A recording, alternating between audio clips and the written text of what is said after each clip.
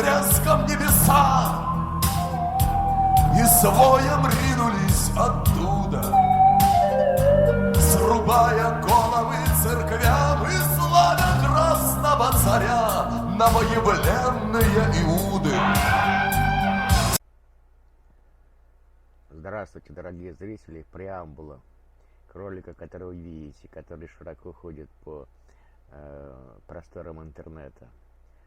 Диалог декана МГИМО с ведущей BBC. Но, несмотря на то, что он широко ходит, никто не обратил внимания на концовку ролика. Вот я специально эту фотку выделил, иностранный флаг, который рядом с укрофлагом висит на администрации. Он не соответствует ни одному из укрофлагов, ни флагу Харьковской области, ни флагу самого Харькова. У меня есть такое предположение, что флаг вывесили, так сказать, какой-то российской делегации, и предполагалось в 10 часов, это уже по слухам, в городе переговоры о мирной сдаче города под военную администрацию. И вот, чтобы ему помешать этим переговорам, по этой версии, по зданию Хога был нанесен ракетный удар. Делайте вывод, кто. Это лишь версия, приятного просмотра. Вот данный отрывок вы увидите в конце ролика, примерно 6:15, 6:35 по хронометражу данного ролика. Спасибо за внимание. Ставьте лайки, дизлайки. Всем всех благ. Moscow State Institute of International Relations. Good morning from us here in the UK. Can you tell us what President Putin wants? President Putin has told himself a lot of times, starting from 2014, what Russia wants and what is important for Russia. First of all, Russia wanted Western countries not to support the government which came to a power in Ukraine as a result of state coup, which happened in 2014 and which was absolutely anti-constitutional. However, no one wanted to listen to that. Afterwards, Russia has asked the international community to protect people in Donbas region, Russian people. I know that, and there is no one in Russia or in any other part of the world who would say that war is something good, and then war is a miracle or something which we were expecting for. However, the war in Ukraine, in the eastern part of Ukraine, hasn't started several weeks ago. It has started 8 years ago. And during these 8 years, Apple company hasn't stopped selling its iPhones to the Ukrainian government because they have attacked Donbas region. The German cars weren't stopped from being sold in the Ukrainian territory. And no one in the world was wearing the flags of Russia or of Russian people who live in Donbas region. Although for 8 years they've been killed, tortured, and that territory has been a theater of war activities. I mean, forgive me, Dr. Sardegna. No, forgive me. No, excuse me. No, you won't, because that is a lie. There is zero evidence for that. Because when your governments, when the American government, UK government, have invaded Iraq, where we have more than 1 million people dead as a result of that, none of the American companies, none of the corporations around the world have put sanctions towards those governments. Right, so you think those are the... Excuse me. Russia, that Russia is killing someone. Where have you been for this 8 years? You think those are the sins of the West, and so therefore that justifies what President Putin is doing now? No, what is he doing? He's doing a special operation which he's is invaded an independent, sovereign country and is killing innocent men, women and children. That's what he's doing. What is the number of innocent men and women killed in Ukraine? I'm asking you, how does he justify that?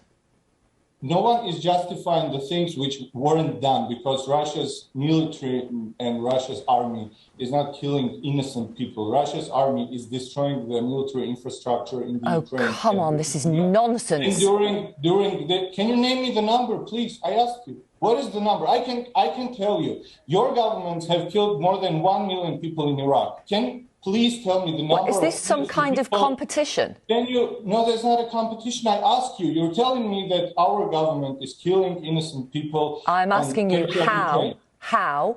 No, you told me that Russia is killing innocent people. Please tell me, what is the number of innocent people being killed there? What is that number? How does President Putin justify it? That's what I'm asking. I'm telling you that thousands of Russians have been killed in the Donbas region for this 8 years. Excuse me. Could you pause for 1 second? Pause for 1 second, please, sir. Yeah, please. How does President Putin justify killing innocent men, women and children in Ukraine? Russia's president shouldn't justify the things which are not done. Russia is destroying at the moment the military infrastructure of Ukraine. And the reason for doing that is that Ukraine is a threat to Russia's security for the moment, and to the security of Russian people who live in the Donbas region and who have been killed for these 8 years, and where there is a obvious danger of a genocide for the Russian-speaking minority. And you have seen... Why have hospitals been hit? Why has a TV tower been hit? Why has an administrative building in the north of the country been hit? Why has an orphanage been hit? Is that military infrastructure? Come on. That's the information of the Ukrainian government. And before the invasion to Iraq, I've seen the Minister of Defense of the United States at the United Nations, who was showing the threat of the weapons of mass destruction which are there in Iraq. And then in 3-4 years, we've known that there was nothing like that there. Right, so let's talk about today. Let's talk about now. How is this going to end?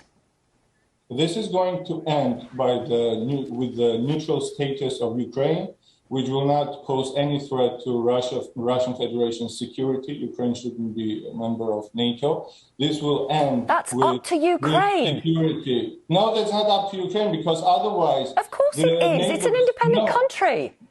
Look, if that's an independent country, if you remember, at some point there were Russian missiles at Cuba, and no one cared that Cuba is an independent country. There was a huge crisis because of that. So right. Come on. So, sorry, continue with your sentence. You say, as far as President Putin goes... Ukraine should be a neutral state. Ukraine should be a demilitarized state. It shouldn't pose any threat to Russian people at its eastern borders and to Russian Federation. It doesn't. It doesn't. In Ukraine, that's your opinion. Russia has provided a lot of proofs that it does. And in Ukraine, there shouldn't be any Nazi legions, any Nazi formations, military formations, which want to invade the eastern parts of Ukraine and which pose a threat to the Russian population there. Thank you for talking to us today. Thank you. Dr. Henry Sadarian, who is Dean of the School of Governance and Politics.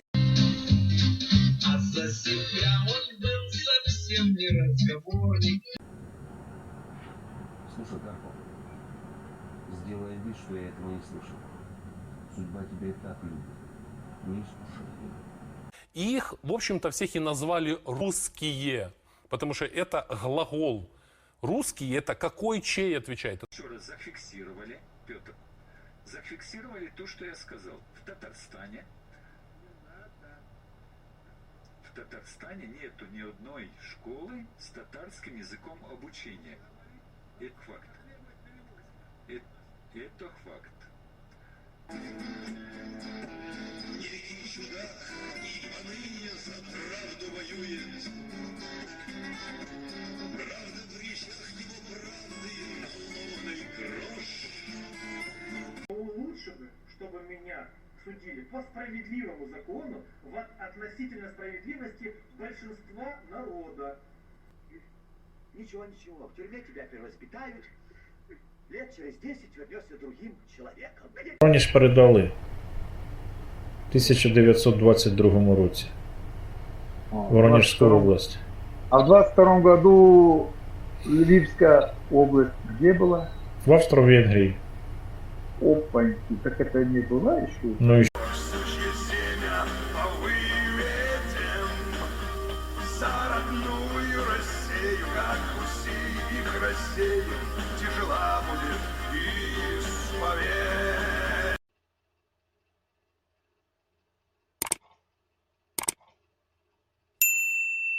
Но ты мне